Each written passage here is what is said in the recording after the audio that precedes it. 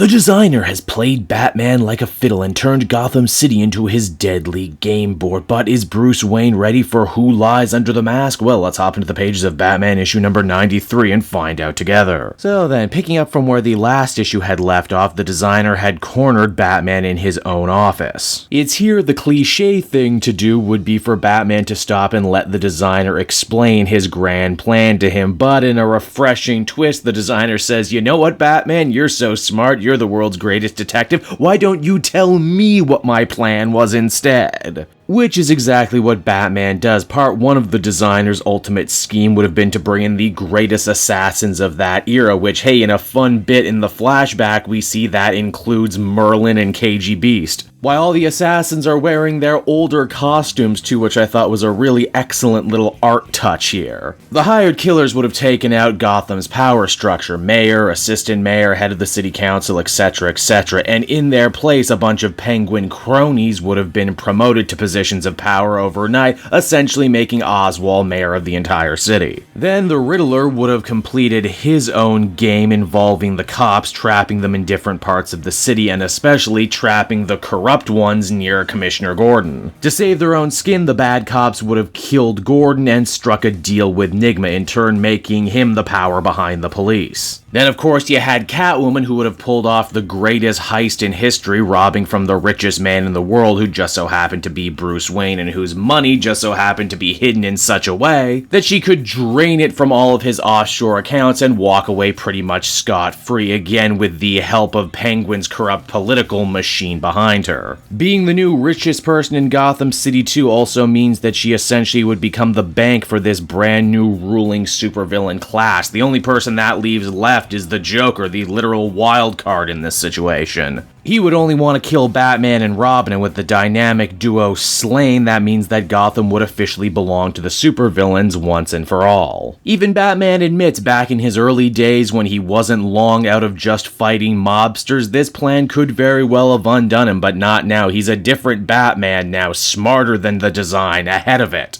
And now he's ready to bring the designer in once and for all, but not before they have themselves a big old sword fight. I mean, to really make this a proper callback, Batman and the designer should take their shirts off, but they don't. Now, where was Catwoman during all of this? Well, she's still with the underbroker attempting to break into Bruce Wayne's own personal bank accounts. The broker is actually quite impressed with how much Selina knows about the person she's robbing. It seems that Bruce himself is really more of a ghost in the financial world. All of his holdings are done through shell companies and offshore accounts. Heck, she's pretty sure the manor isn't even in his name. Why, it's almost as if Bruce Wayne really doesn't want Uncle Sam, or anyone else for that matter, seeing how he spends his money, which in turn might actually end up making him easier to rob than most. Catwoman says she made note of all of this just in case. Just in case what, you might be wondering? I don't know. Maybe it's almost as if Catwoman had an exit strategy if her relationship with Batman didn't work out. Now, in the C-plot of this story, Harley Quinn is duking it out with Joker's newest gun mall, Punchline. We learn a little bit more about her in this issue and her personal philosophy. What does she believe? Well, she believes in nothing. She believes in chaos and nihilism, and that we all live in a society, man, and oh wow, she's this character, isn't she? What's truly great about this exchange is that Harley has absolutely no time for her. She calls her a Joker groupie, too dumb to know what's actually going on around her, and that, hey, it wouldn't kill you to make a joke every so often. And hey, speaking of the Joker, Batman says that's actually the whole part of Designer's plan that didn't quite fit. All the other villains were more or less willing to go along with the Designer's plan if it would give them what they want, but the Joker, he didn't really want to kill Batman, did he? After all, if Batman died, so would their relationship, and so would all the fun, all the comedy. That also means the Designer wouldn't be able to pull off his greatest crime and go down as a legendary mastermind who ushered in a new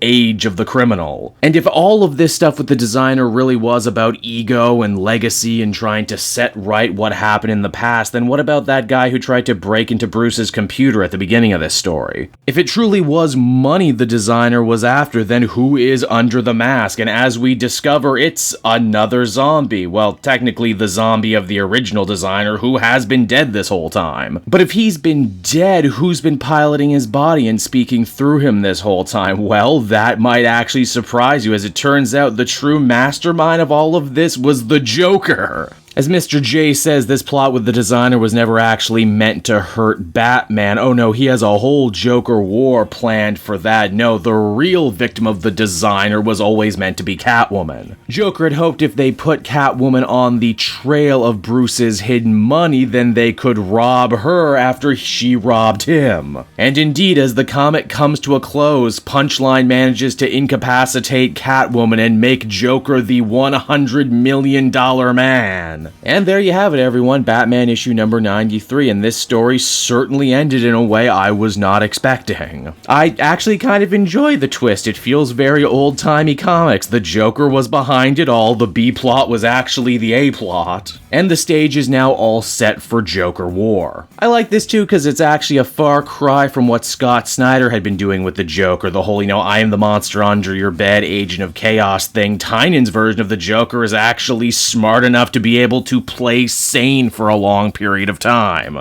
Heck, even Destro gets a cool moment here by saying, yeah, I always knew the Joker was behind it, but I'm just really good at my job and knew that there'd be a huge payday behind this, so I rolled with the punches. Overall, I feel comfortable giving this one a 9 out of 10. I ended up actually quite enjoying this story, and I'm more interested now in Joker War than I was before. Hey there everyone, it's your old pal Cape Jewel, and if you're seeing me right now, that means you watched to the end of the video, which I am very appreciative of. It really helps drive engagement and retention and all that other good YouTube stuff. So does liking and commenting. Wink wink. If you like my content too, you should check out my Patreon page. We just redid all the tiers, so there's a ton of great rewards. You can become a patron for as little as $1 a month, and well, it would just really help me out. It's never expected, but always appreciated. So until next time, everyone, I've been Cape Joel, and I will see you next time. Bye-bye.